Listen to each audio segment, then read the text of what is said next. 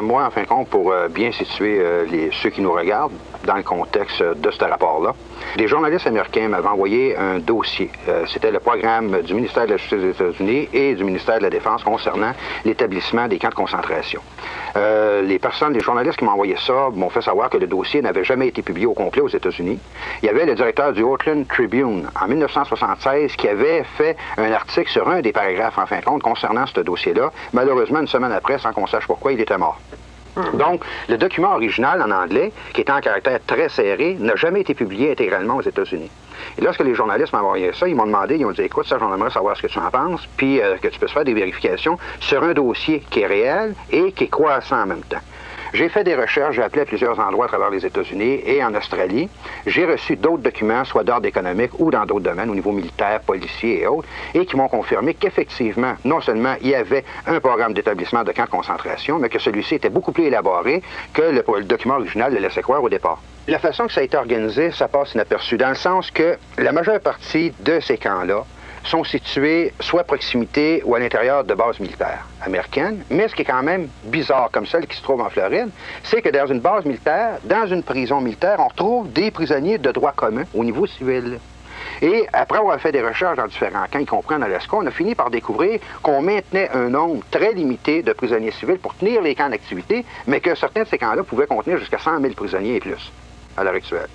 On a des rapports que sur l'entraînement, ce qui va sûrement surprendre des gens, l'entraînement de troupes militaires soviétiques, coréennes, de Mongolie, d'anciennes régions du bloc de l'Est sur la frontière du Mexique, sous le couvercle des Nations Unies. Et ces troupes traversent la frontière mexicaine et canadienne sans jamais être badrées par les gardes frontières. On a juste à poser, bon écoutez, sécurité ou secret d'État, et à ce moment-là, plus personne n'ose parler de quoi que ce soit. D'accord? Le fameux complexe militaro-industriel américain, qui a continué de grandir et qui s'est drôlement accru en importance, surtout pendant la guerre du Vietnam, est un gouvernement à l'intérieur du gouvernement américain, mais un gouvernement aussi indépendant avec toutes ses structures, excessivement puissant.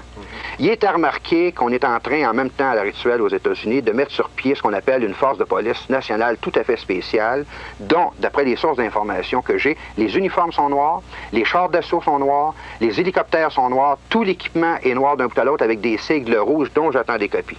C'est un triangle rouge, effectivement, avec supposément 3 sets renversés qui correspondaient à des 6, tout différents, tout dépendant de l'angle sous lequel on le regarde. L'ex-agent de la CIA a confirmé qu'effectivement, toutes les sources d'information dans la revue étaient réelles. Et il a aussi manifesté son énorme surprise à savoir comment ça se faisait qu'un journaliste canadien puisse posséder autant d'informations que ça, surtout sur des sujets qui n'ont jamais été publiés nulle part, qui ne sont pas connus des populations. La façon que les plans sont mis sur pied aux États-Unis, de sources sûres, avec preuve à l'appui, on sait que par le biais des Nations Unies, on veut instaurer un nouvel ordre mondial pour l'an 2000.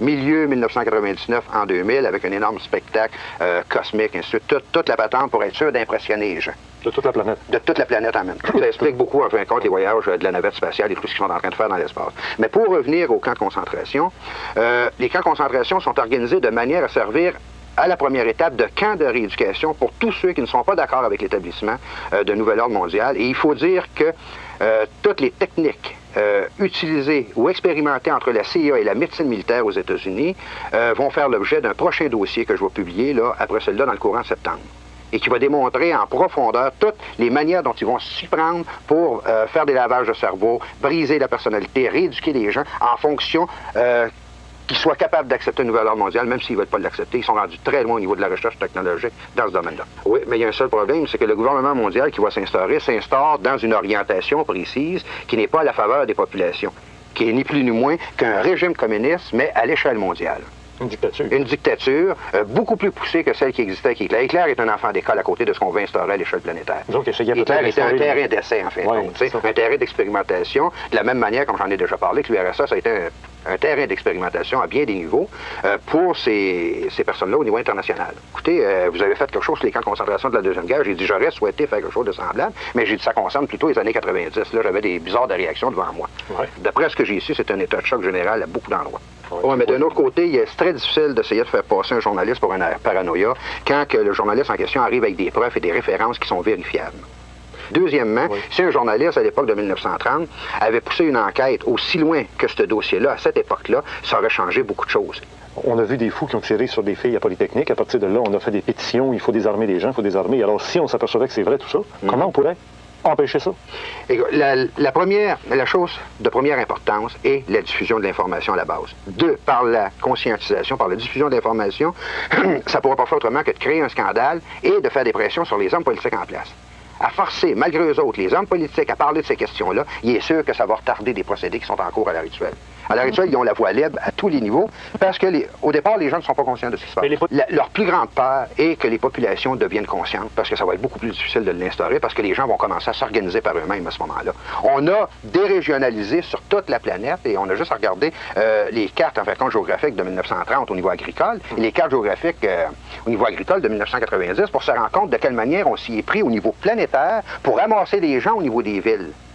Leur enlever tout moyen d'indépendance. D'autonomie, d'indépendance. Le premier but du gouvernement mondial, soit en désarmant les gens, soit en les ramassant à l'intérieur des villes, c'est de les rendre dépendants, absolument. Il n'y a rien de pire pour eux autres que des personnes qui sont autonomes et qui sont capables de se débrouiller par eux-mêmes. Il y a des fraudes invraisemblables dans le milieu pharmaceutique à l'actuel. J'ai reçu des documents là-dessus et je vais en parler dans d'autres émissions à un moment donné où les compagnies, les multinationales pharmaceutiques s'organisent de manière à ce que les médecins privilégient des médicaments et les prescrivent à des gens, même s'ils n'en ont pas de besoin, afin de faire fonctionner ces compagnies pharmaceutiques-là. Et dans un autre temps, pour que ces gens-là soient dans une espèce de léthargie, sans être capables de trop réagir. Écoutez, ça va bien, on est calmé, on ne connaît pas la source, par exemple, de nos problèmes, mais au moins on est calmé pour être capable de les supporter. Non, mais personne non plus aime se faire conduire ou se faire diriger contre leur volonté. Et c'est ce qu'on est en train d'instaurer à l'heure actuelle. Je vais te dire une chose après des documents que j'ai reçus dernièrement. Juste au niveau de la famille, l'orientation du gouvernement mondial va permettre aux femmes et aux familles de pouvoir garder les enfants qu'ils vont enfanter, en autant que les parents vont leur donner une éducation et une orientation avec les principes de nouvel ordre mondial.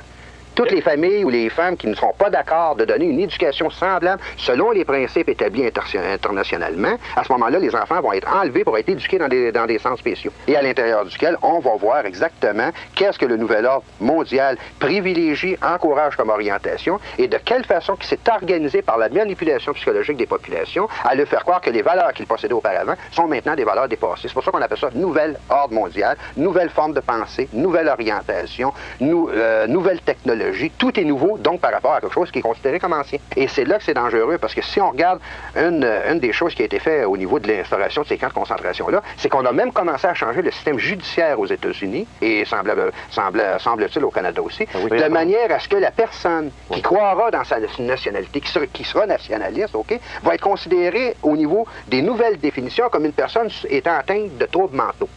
Et les lois sont organisées de telle manière que la personne qui aura soit des croyances religieuses, la personne qui croira dans sa nationalité ou dans ses traditions, on va la considérer comme une personne atteinte de troubles mentaux et potentiellement capable de violence à cause de ça, parce que venant, en fin de compte, d'une tradition passée par laquelle ces choses-là ont déclenché de la violence à travers l'histoire. Et à partir du moment que cette personne-là est considérée comme, juste considérée, il n'y a rien de prouvé, là, on lui enlève tous ses droits pendant une période de 90 jours. Elle n'a plus droit à avoir un avocat pour se défendre. Tous ses biens sont saisis, les comptes de banque sont gelés, tout. Et à ce moment-là, on peut faire ce qu'on veut avec la personne. Elle n'a même pas la possibilité de se défendre. Et ces lois-là sont à l'heure actuelle en vigueur aux États-Unis. Et c'est ce qu'on est en train de faire. Tout est en place à tous les niveaux. On est en train de tout instaurer, de changer le système judiciaire, les lois, sans que les populations s'en rendent compte, parce que pendant ce temps-là, on leur donne du pain et des jeux, on leur donne des loteries, on leur donne n'importe quoi pour qu'ils ne prennent pas le temps de réfléchir, de voir qu'est-ce qui se passe. C'est ceux qui veulent instaurer le nouvel ordre mondial. Par exemple, au niveau des Nations Unies, ceux qui font partie de la commission trilatérale, si on veut mettre des noms comme Rockefeller, Rothschild, les Illuminati, la franc-maçonnerie internationale, ce sont eux qui sont en train d'installer ce nouvel ordre-là. Il y a quand même deux sortes de francs-maçons. Il y a quand même ceux qui font partie de ce qu'on appelle le Grand Orient de France, et qui sont ceux qui ont pensé la Révolution française, les Illuminati, qui l'ont mis sur pied, qui ont mis sur pied le système communiste, qui ont mis sur pied le nazisme en Allemagne.